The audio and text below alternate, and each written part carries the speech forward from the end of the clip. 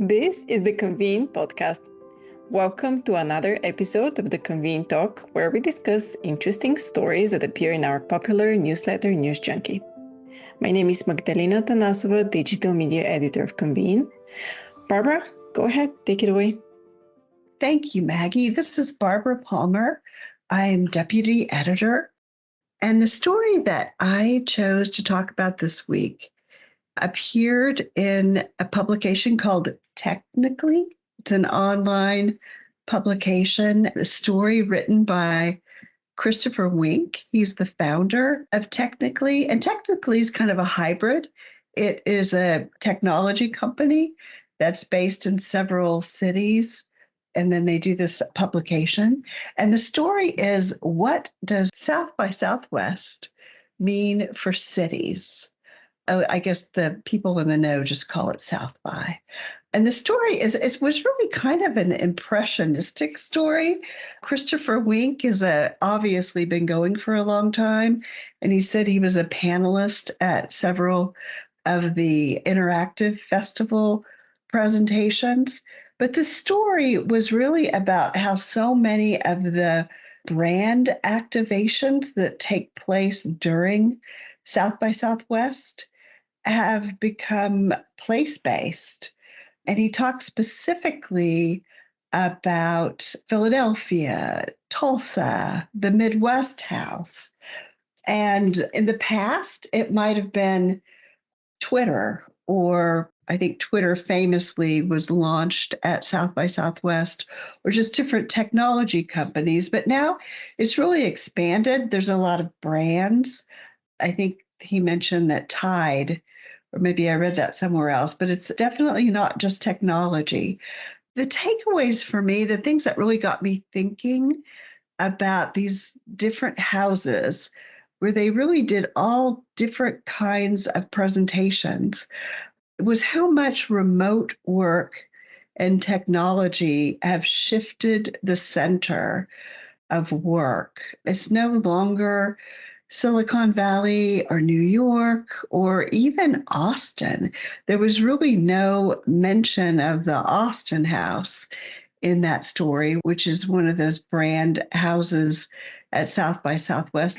And the message that the cities are giving are not like our real estate and our taxes are low. These are really authentic communications. I think the Tulsa house, I saw that there was a panel with Sterling Harjo, and he is the indigenous creator of the show Reservation Dogs. Like the reason to go to a place like Tulsa, they're really sharing their authentic experience. And I guess the other takeaway that I had was how experiential this conference has become. When you look at the panels, like many of the big panels are on YouTube and you can watch them for free. I just was struck by the fact that the panels look very much the same as they did, 10 years ago. But I think the author called this a shadow conference, these experiential brand activations. And that was where just a lot of experimentation was going on. And it was anchored in these one-on-one kind of ability to talk to these people who were authentically telling you what it's like to be in their cities, what's going on in their cities, with this, very technology, culture-based edge. So I'm very eager to hear what you all think about it. I'm going to turn this over to you, Michelle. I see you've got something to say. Thank you, Barbara. It's Michelle Russell, Editor-in-Chief. I like this article.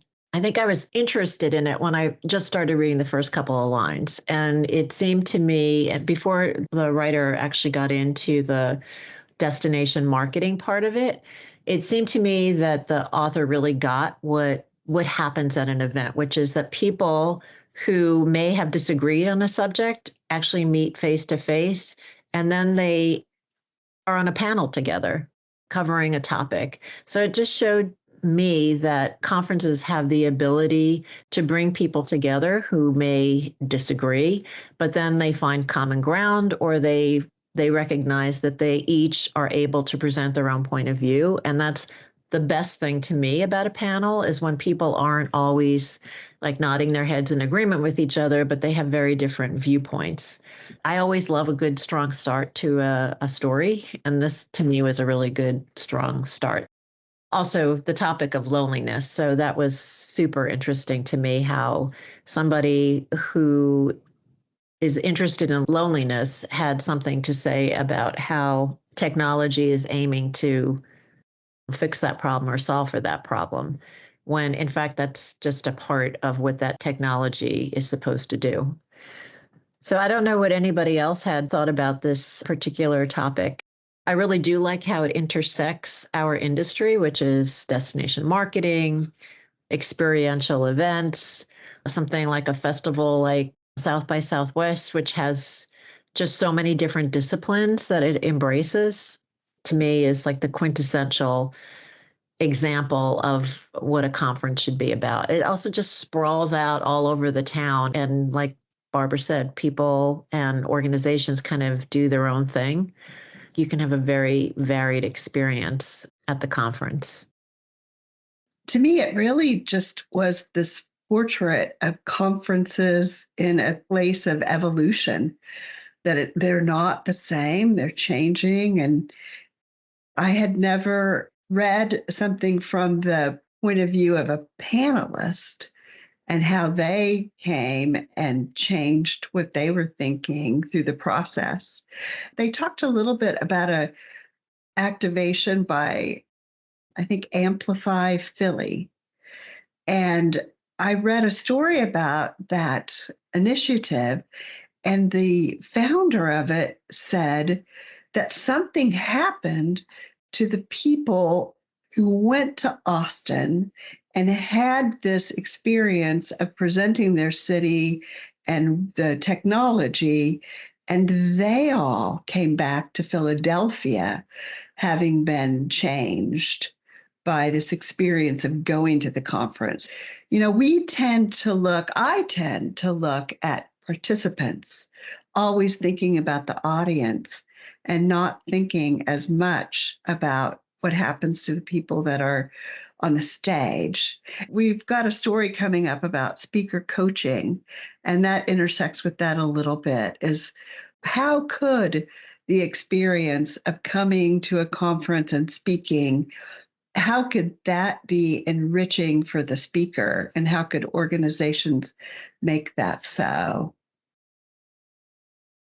What I'd love to hear from Casey and Curt and Jen specifically is this destination marketing was really intended, right, to attract residents to come to like Oklahoma, because I think they have a program where they pay people to move there, and also like, I guess, tourists, right?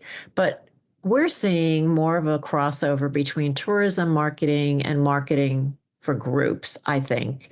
What have you seen in working with clients where there is more of a crossover than there was in the past? Jen?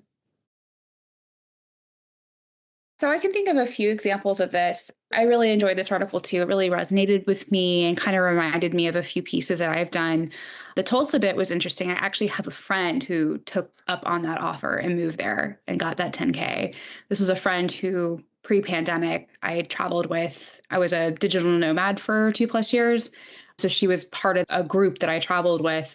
So I think things like that really do work. And I think they can in turn help really boost a destination's appeal for events. Something I wrote about with Miami. You know, I think this was like 2 years ago, but I wrote about how the mayor and just the city at large really has been working to build a bigger tech corridor there, which they successfully have. I think this was like early pandemic, like 2020, 2021. And one way they were doing that is hosting, I'm blanking on the exact name of the event now, but it was a large tech-related festival, similar in some ways to South by Southwest. And they said, you know, we see it as a way to also, give businesses a sense of what it would like to bring their headquarters here, to have workers here. That's something I've seen locally as well, where I live in Charleston, South Carolina. There's an event called Dig South that I actually wrote about for Convene probably 10 years ago, like a really long time ago. And now it's huge. It's a really big event. I mean, I'd have to go look at the stats, but I feel like it's quadrupled in size. They attract some really big speakers now. When it started, it was really tiny. And of course, we're not on the same scale as, Austin or Silicon Valley, but I think that's a common theme now. You see a lot of these cities have their own tech corridors, have their own kind of industries popping up, because at least I feel like I can speak for my generation, which is I'm an elder millennial. New York and San Francisco aren't the only cities anymore. I think that in terms of affordability and attractiveness, like we're gravitating towards other cities like I did in 2010 when I moved to Charleston. I left New York and went to Charleston. So I just think it's really interesting how these events can kind of have like a twofold kind of appeal in terms of, building up the local economy, attracting businesses there, and then that in turn brings more events and bolsters the existing events that are there. So yeah, I think the kind of activations by these destinations at Southwest are really interesting. I think, that kind of speaks to that a little bit. These kind of second tier or secondary cities that are successfully, bringing in more young people to move there and build businesses there.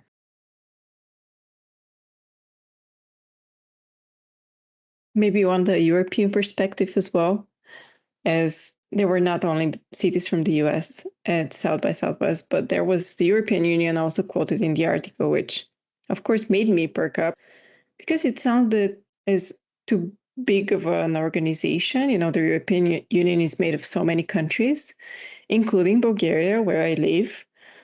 So in a way, I felt represented. And that was interesting. They had a lot of different sessions on different topics. And interestingly enough, there was a session called New Markets in Europe, How Cities Become Music Incubators, where they spoke about Bulgaria specifically. I really would like to find that session. I hope it was recorded somewhere and it's available somewhere on the internet. And I'm pretty sure they're speaking about Sofia, Bulgaria, the capital city, and not just any city in the country. So I'm curious how this actually happens, because as a resident, I'm not aware. Of course, I'm not also the target audience, so I'm not the one that's being, they would market to anyhow. But that was interesting. How did they choose this specific case to represent there?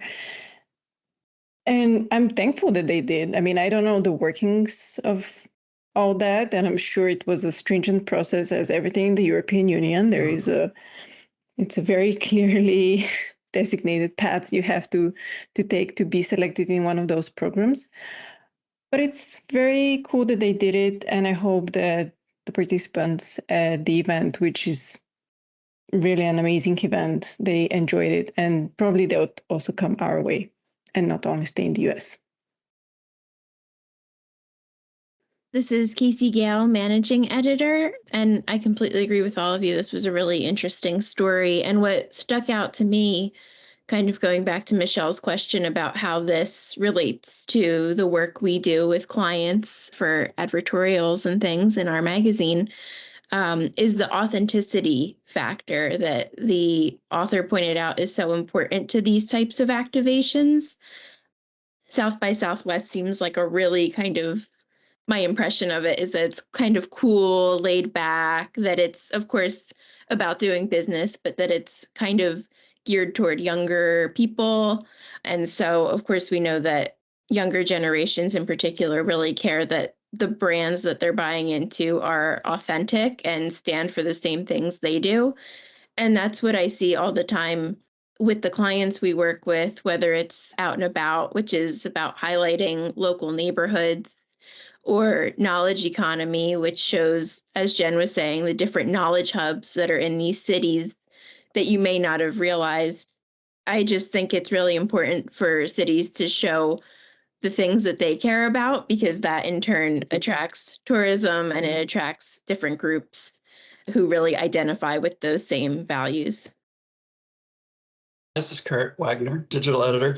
I wanted to just address something Maggie asked about why like Bulgaria or the European Union chose South by Southwest. And I think Casey just sort of hinted at it, that the crowd there, if you're looking for music aficionados or young people who are interested in making music or breaking into music or any of that kind of stuff, that's a place to go. They have a big music section. They have a big film section. Tech. I don't know if tech's as big as it used to be there, but it's still probably a big deal. So I'm sure that a lot of destinations thought, these are the exact kind of young professionals or young soon-to-be professionals that we want to get in our cities.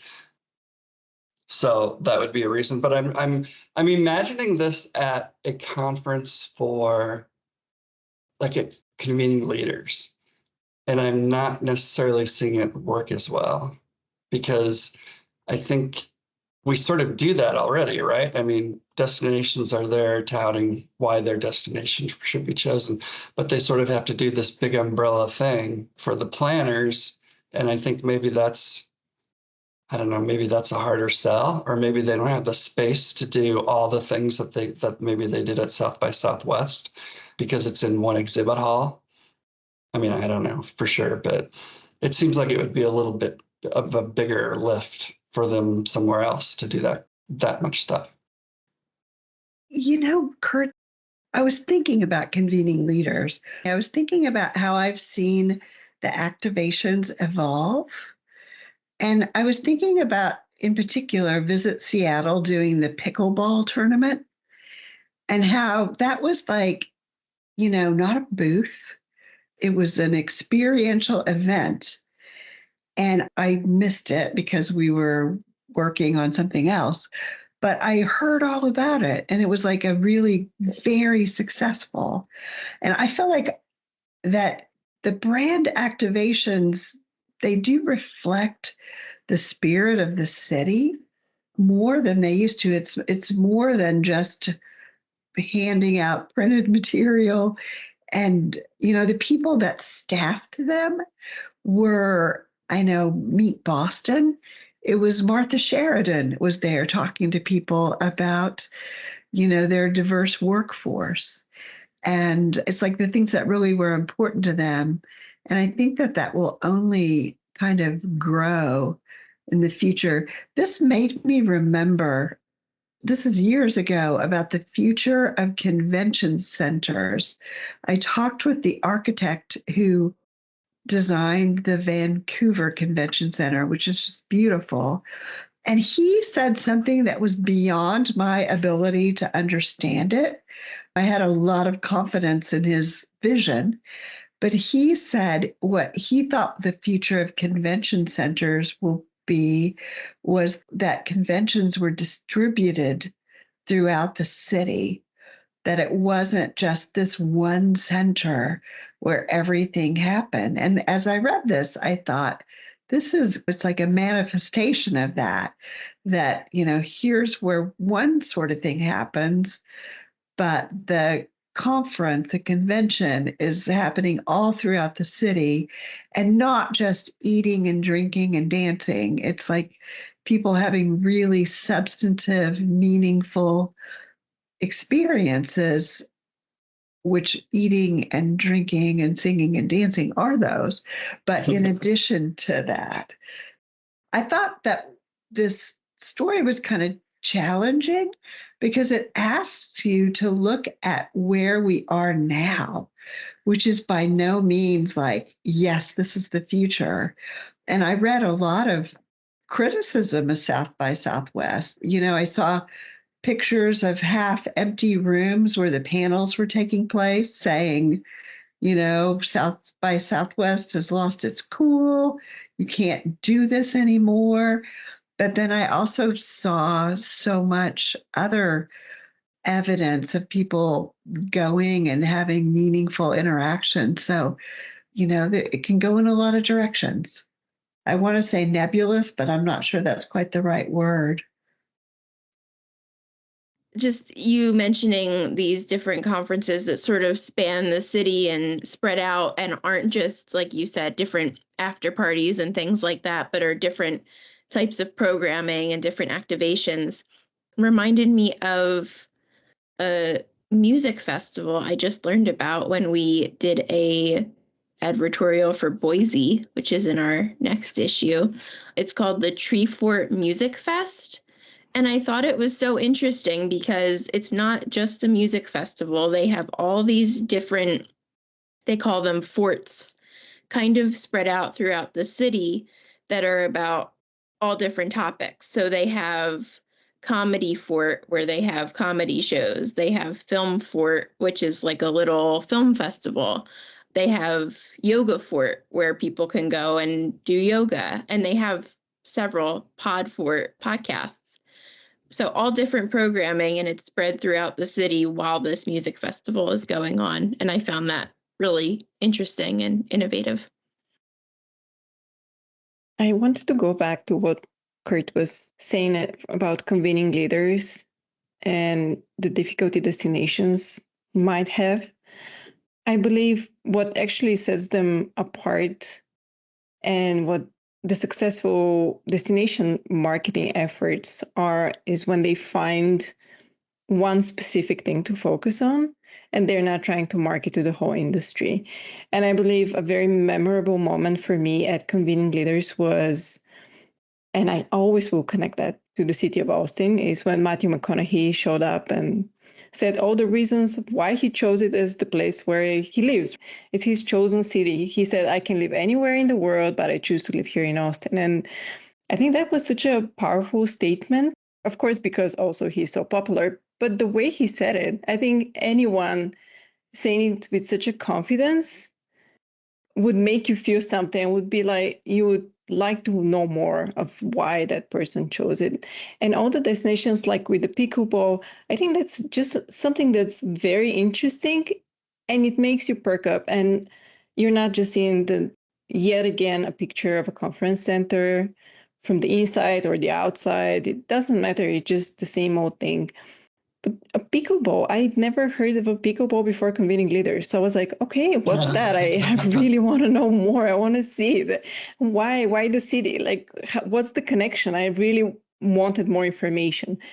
And just tailoring that content specifically to the target audience. And I believe, especially at the place as Convening Leaders, you know the audience very well. You can do it. I believe many destinations can do a much better job at promoting their cities in a way that's really inspiring to those conference planners. Right after I said that, I started thinking of all these examples of sort of stellar things that destinations have done. Like, didn't Austin one year do where you could write a song basically with somebody while you're there, and they would record it and send you the recording or whatever. Somebody would perform it. I was thinking of that one. And then in Columbus, the National Baseball League was there for the very first time, and they had some players there or something like that.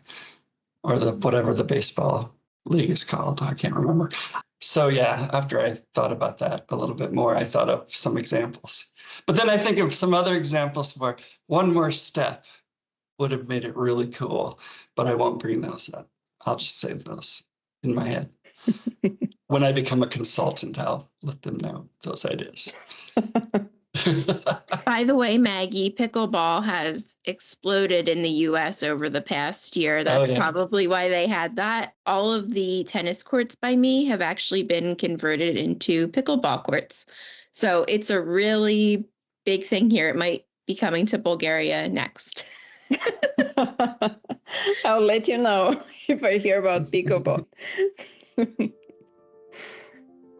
Let's wrap it up. There will be links in the show notes, as is the usual, so you can read into those examples and make your own conclusions. And don't forget to support us. It's very important to help us with our efforts to keep that podcast going by subscribing, giving us a 5-star review, or just sending us a note. An email would be very nice of you to tell us how nice we sound. And well, until next time. We do sound nice. Don't laugh. Sounds good. I like that.